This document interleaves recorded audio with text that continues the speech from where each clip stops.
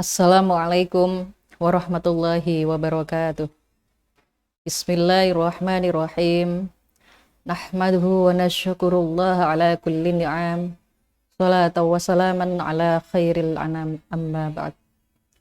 Pemirsa KM5 Channel dimanapun Anda berada, Alhamdulillah di minggu kedua ini kita bisa berjumpa kembali dalam program Sahira, Sajian Hikmah Ramadan. Tentunya saya hadir dalam segmen Hikayah, dan kali ini kami akan menyajikan tentang karomah Syekh Abdul Qadir Jilani yang termaktub di dalam kitab Karomah Syekh Abdul Qadir Jilani. Bismillahirrahmanirrahim. Yang pertama kami membahas tentang bahwa Syekh Abdul Qadir Jilani itu tidak mudah diganggu oleh rayuan setan. Hukia hikayatun masyhuratun anis Syekh Abdul Qadir Jilani qala kuntu marratan fil ibadah fara'aitu arsyan aziman wa alaihi nurun faqala li ya Abdul Qadir ana rabbuk wa qad halaltu laka ma haramtu ala ghairik qala faqultu lahu anta Allahu la ilaha illahu ya aduwallah. Jadi pada suatu hari sebuah cerita tentang Syekh Abdul Qadir ini digoda oleh setan. Ketika beliau itu sedang ibadah, tiba-tiba arsy membuka dan nampak sebuah cahaya yang agung. Kemudian cahaya itu berkata kepada Syekh Abdul Qadir, "Ya Abdul Qadir, qad halaltu laka ma haramtu ala ghairik." Telah aku halalkan apa saja yang telah aku haramkan. Tetapi kemudian Syekh Abdul Qadir tidak mudah tergoda dengan apa yang terucap oleh nur tersebut. Mengapa Syekh Abdul Qadir itu tidak bisa tergoda oleh bujuk rayu setan? Karena Syekh Abdul Qadir melakukan analisa dengan ilmunya yang sangat agung. Tidak lain karena Syekh Abdul Qadir juga melakukan syariat-syariat Allah dengan sangat sempurna. Selagi manusia itu masih hidup di dunia, maka aturan Allah harus dijalankan dengan sebaik-baiknya, baik itu perintah ataupun larangan. Itu berlaku kepada semua saja tanpa terkecuali. Tanpa terkecualinya adalah baik wali Allah maupun hamba yang lainnya. Semuanya berlaku larangan dan perintah Allah. Analisa inilah yang membuat Syekh Abdul Qadir selamat dari bujuk rayu setan. Padahal sebelumnya setan telah menggoda 70 orang yang sama levelnya dengan Syekh Abdul Qadir atas bujuk rayu tersebut. Akan tetapi Syekh Abdul Qadir selamat dari hal tersebut.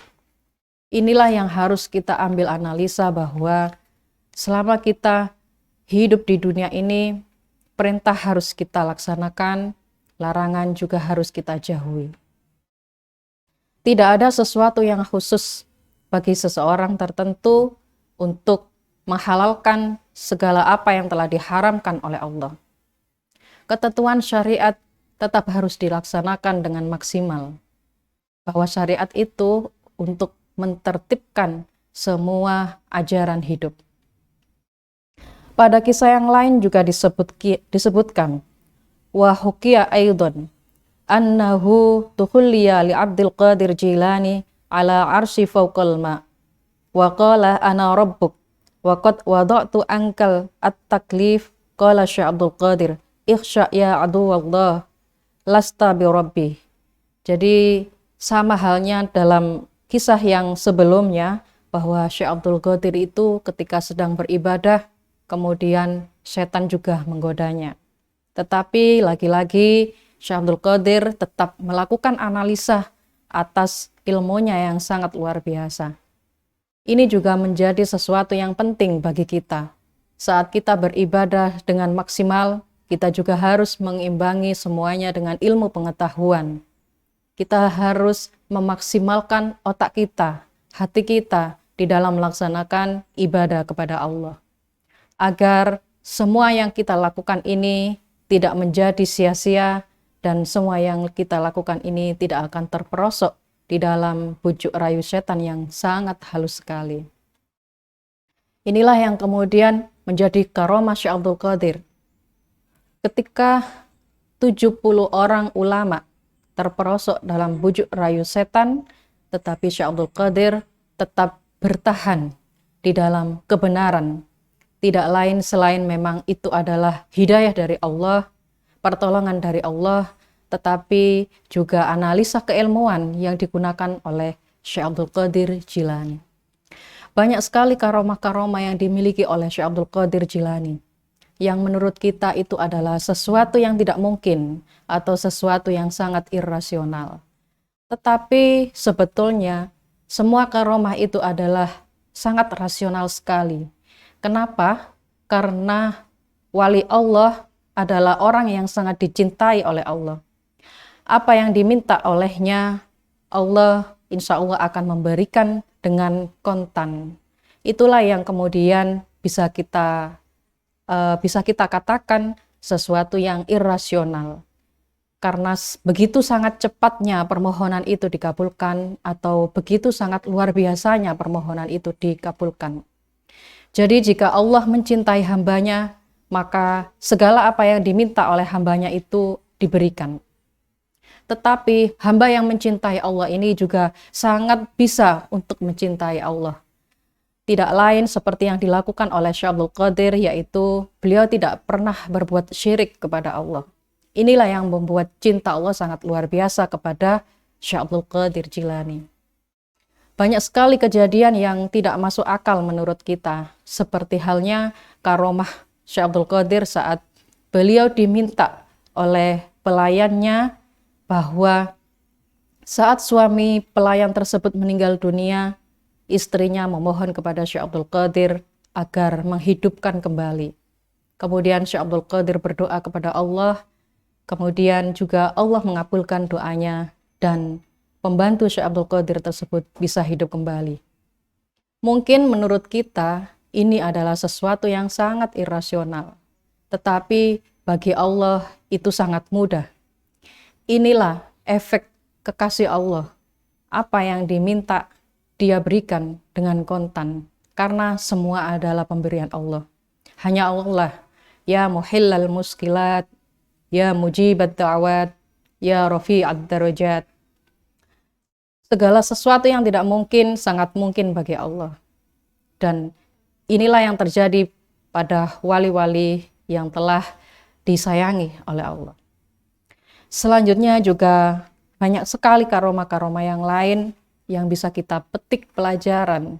Bagaimana kita bersinggungan dengan sesama manusia, bagaimana kita bersinggungan dengan alam, dan tentunya bagaimana kita berhubungan dengan Allah. Meskipun kita manusia biasa, tetapi kita harus terus belajar agar apa yang kita lakukan selalu diperbaiki dan terus diperbaiki. Selanjutnya juga ada sebuah kisah yang menarik dari karomah Syekh Abdul Qadir. Ja'ala hadratul ghaus as-sariq qudban. Hukiya annahum dzakaru annal ghausal a'dham lamma raja'a minal madinatul munawwarah ala sakiniha as-salatu wassalam ala qadamit tajrid ila Baghdad darissalam. Wa kana ahadun as-sariqin waqifan fit tariq muntadiron maji'an ahadan minal mariyina liyaslubu bihim wa yahudu amwaluhu wa wasolal ghais ila sariq. Jadi suatu ketika saat Syekh Abdul Qadir kembali dari Madinah menuju Baghdad, dia bertemu seorang pencuri di jalan. Seperti biasanya seorang pencuri itu selalu menghadang orang untuk mengambil hartanya. Tapi saat bertemu dengan Syekh Abdul Qadir Jilani, dia kemudian saling bertanya, siapa Anda? Dan seterusnya. Sampai kemudian sang pencuri ini mengetahui bahwa yang dihadangnya adalah Syekh Abdul Qadir Jilani. Seketika itu pencuri kemudian tersungkur di bawah telapak kaki Syekh Abdul Qadir. Maka kemudian karena rasa bersalah, karena juga rasa tawaduk, Syekh Abdul Qadir kemudian menjadikan dia seorang wali kutub. Bukan Syekh Abdul Qadir yang menjadikan dia seorang wali kutub, tetapi Allah lah yang mengangkat derajatnya. Karena ketawaduan hati seorang pencuri ini, maka Allah juga terkesima dengan kebersihan hatinya. Dan jika Allah sudah memberikan hidayah, tidak lain untuk siapapun, pasti akan diangkat derajatnya oleh Allah.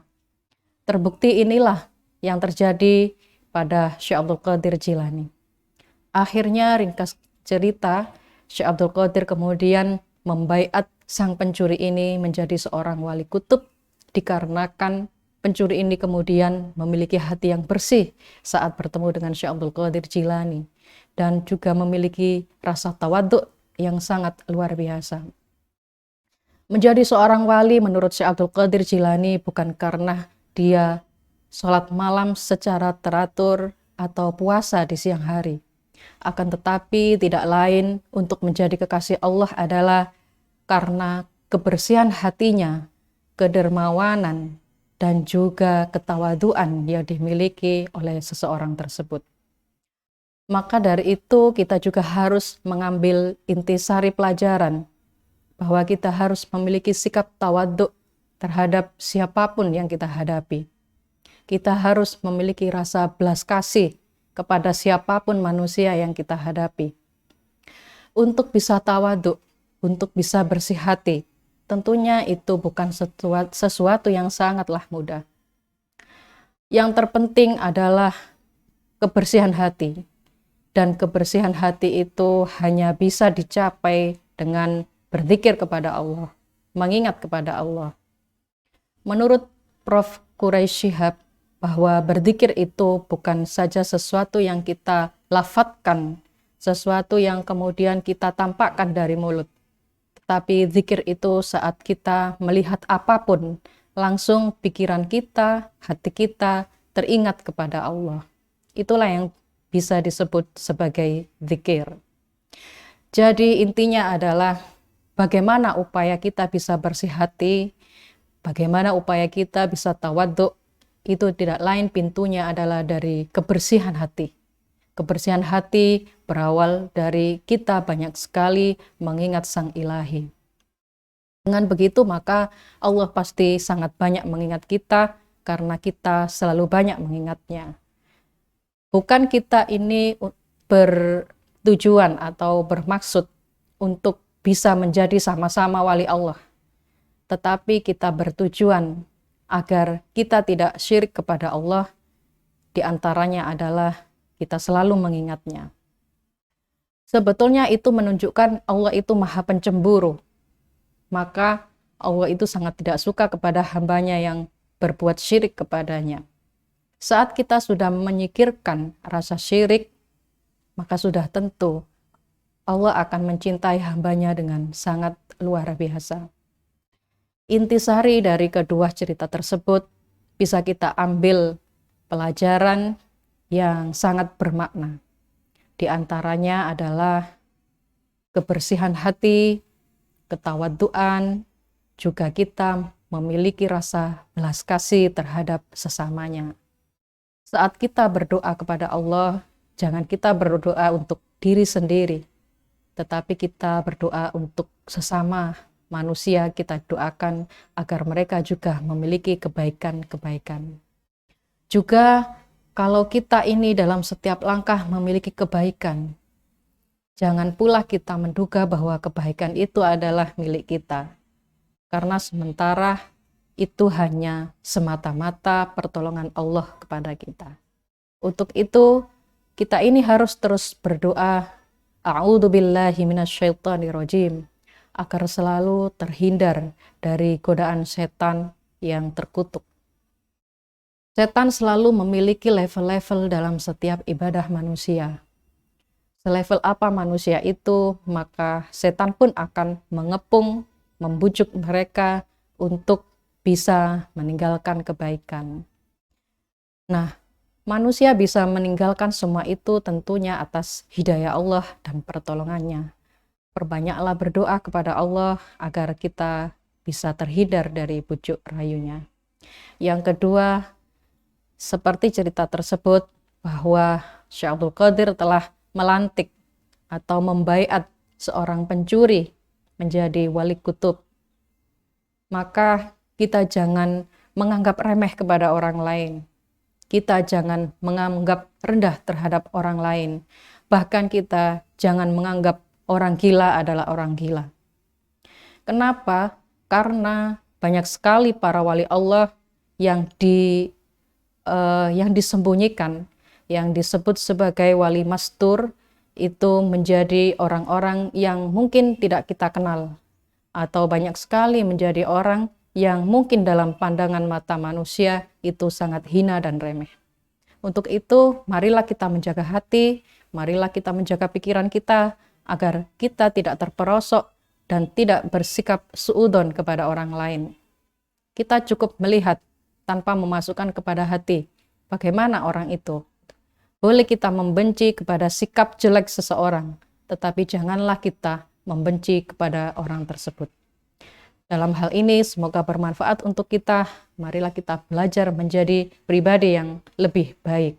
Semoga bermanfaat. Wallahul muwafiq ila aqwamit thoriq. Wassalamualaikum warahmatullahi wabarakatuh.